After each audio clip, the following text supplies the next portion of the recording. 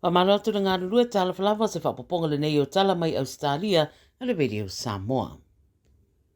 O le sitia peo le au whai o Tala Fou solu tū la whono I se tete o Ausetalia wa whaatūlanga I nei ma se tali atu iai a le whainga maloa New South Wales e ala inisi o ngā yoinga e fia whaatino mo le saulonga le rei o soifua o tangata I aso taitasi. O le taumo whainga e peo na whaatūlanga e le whainga maloa wanga I sao lava I tū la whono te tala I tua po o bail laws mai au fiai mani tū la whono e anga I sao lava I winga whaadia o le ausuru tū la whono le ua mai ta wina inisi o mea na tutupu taruai a mai a se sori ngā tū la whono e mātere ino lātou tu wina I lunga o penga ta whailangi ata ma videos o sori ngā tū la whono ma fōringa e mita ai. O tū la whono la ua whaatūlanga I a tau fiai le tu wina o ia ata mani whamtalanga e mimita ai I lunga o penga ta whailangi le ua tala no ina nei e le whainga malo. Lua spurona miliona ua whaangana mo le tamu whainga I a tau fia ma whaititia so ngā tū la whono e au fiai tarawou ma e ue iei nisi whaitionga e whaatatawi I fuafuanga ua whaata atu e whaapeo le a tiri to atele ei tarawou le wharapuipui peitai e to atele manatu uala ngā tatau lava o na ngā yo I loa le malo whai se whainga I whaapita auri nei ua whaate te leina I te tonu le stete.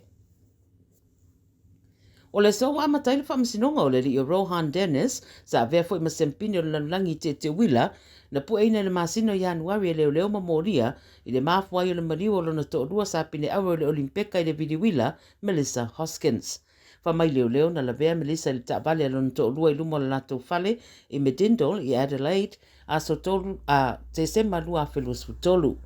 O se whaalabilave na whaate iai le to tele ma a whai e whaamaunia morianga Rohan no winga e ono whale pui mo leo o atu I le se fururima tu sanga. Ua whaamatala mori maule whaate iai na ua maua whaamatalanga I winga I sirungari I mātutua na maua ua maaririu lo la whale I melepone.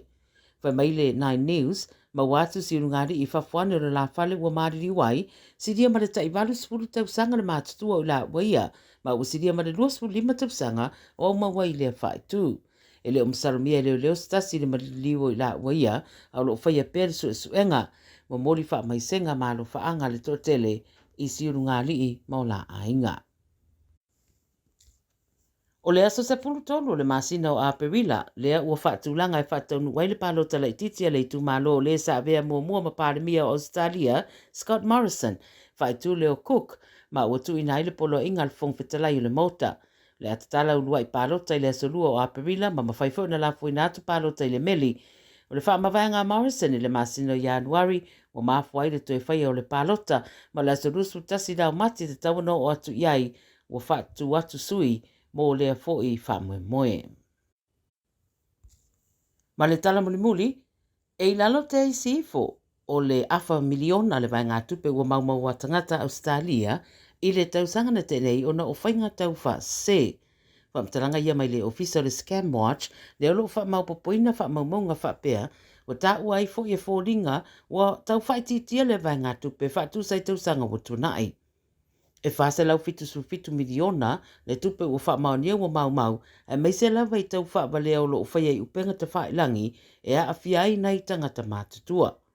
O whainga tau wha walea e upenga te whailangi, e mawhai na a whiai so se tasi. Ma o le meta, na te umia le au unanga le WhatsApp, o le Facebook ma le Instagram, o nisi ia o unanga ta tele, o lo o wha o ngā ina le au tau wha walea, ma mawai le whai tau wafeo tupe. O lo iai lapta inga e peifo na whaerua pē leo ma wha manatu le Scam Watch I aso te itasi le mamalo le atunuu ina ia sila I tūlanga tau le puipuinga ma ia wha mautino mua o lo o moni le tangata o lo o tala noa iai au le itu ina tupe ia ma le mau mawai o le tamau ainga I le au tau wha sase. Tala ia radio Samoa walau wha whangmai le neifo ia salulu to e whairoi fo ia tai au I seisi wha poponga manuia tere ngā nuenga o whenga iai ma le atunuu fa soy foya.